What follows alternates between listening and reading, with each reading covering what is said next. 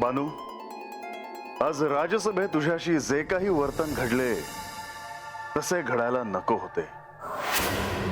तरी पण जे काही घडले त्याचा स्वीकार कर. त्याचा तुला निश्चितच लाभ होईल. अगोदर मला भी लय वाईट वाटलं, राग बी आला. पर मग तुम्ही बोलला सांग माझा राग निघून गेलाची. तुझ्या गुरूंकडून, मुनिवरांकडून तुझ्या बाबतीत जे काही घडलं ते पुन्हा घडू नये म्हणून मी त्यांना सांगेन. होय देवा, पर ज्यांनी आज पतूर हत्वर पोहोचवलं ते असं का वागले हे थोडंच आहे बघा. त्यात खरं तर त्यांचा दोष काहीच नाही. कदाचित म्हाळसेला नाही म्हणण्याचे धाडस त्यांच्यामध्ये नसेल. समजे त्यासनी एवढं कशापायी घाबरत्यात? त्याचे एक कारण आहे. हवं तर शोध तू.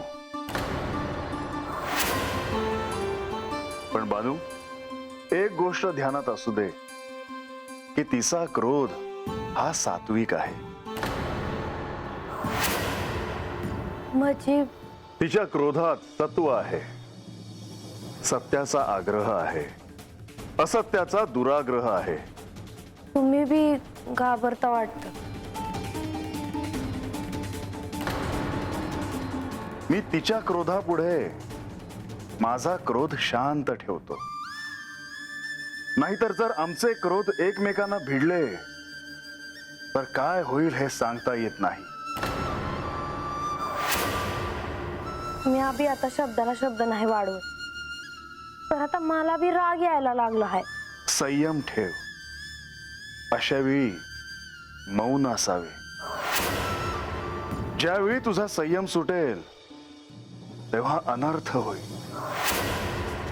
तेव्हा बानू, ध्यानात ठेव, म्हाळसे सोबत वाद नको घालूस, नाहीतर भविष्यात पश्चाताप होईल तुला.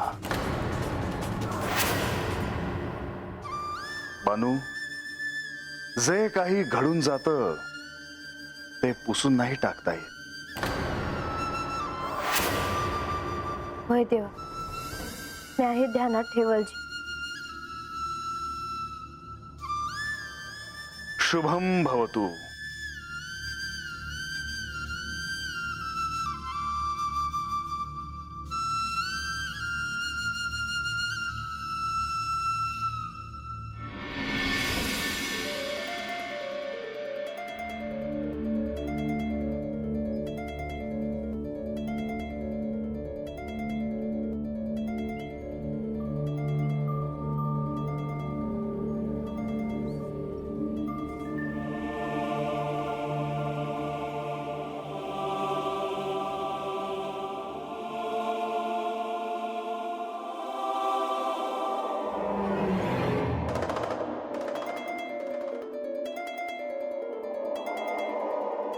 बाणाईकडे भक्तिभाव आहे, दुसरं काहीच ती शिकली नाही. हे खंडेरायांनी तिला तो एक भाव शिकवला, तिने तोच ध्यानात ठेवला. त्या क्षणी तुझ्यात तिला श्री खंडेरायांचे दर्शन होईल, त्या क्षणी ती मुक्त होईल, तिला सत्याची प्रचिती होईल. म्हाळसा,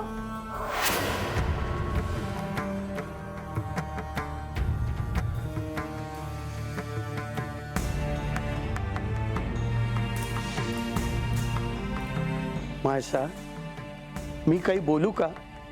बोला. मी सगळ्यांचंच ऐकते आहे. काय सांगणार आहात? मघाचपासून सुरू आहे ह्यांचं. मला बोलायचंय, मला बोलायचंय. मला ठाऊक आहे, हे मी तुला विचारावं इतकी माझी योग्यता नाहीये. परंतु आपण कधी कधी आपल्या आराध्याशी देखील भांडतोच की. मग हे तुला का विचारू नये असे मला वाटले. विचारा बाबा, तुम्हाला विचारण्याचा अधिकार आहे. म्हाळसा, तू नारद मुनींना असे का सांगितलेस की त्यांनी बानूच्या कुठल्याही शंकेचे निरसन करू नये? हे तू करावे ह्यावर माझा विश्वासच बसत नाहीये.